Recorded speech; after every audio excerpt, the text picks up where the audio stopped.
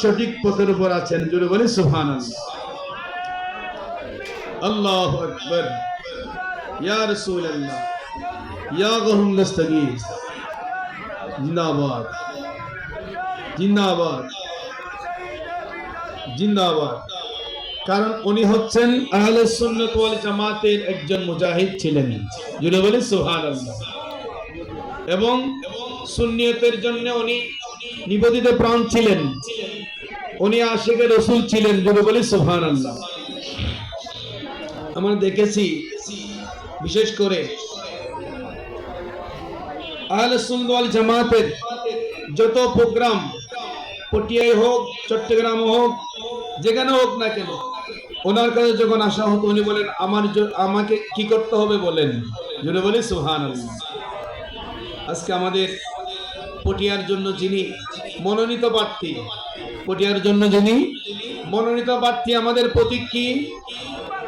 আগামী দিনের পটিয়ার যিনি অভিভাবক হবেন, জোরে বলি সুবহানাল্লাহ। আমাদের প্রতীক কি? প্রতীক কি? প্রতীক কি? মনে থাকবে নাকি বলে যাবেন? আল্লাহু আকবার। ইয়া রাসূলুল্লাহ, ইয়া মুস্তাগীর।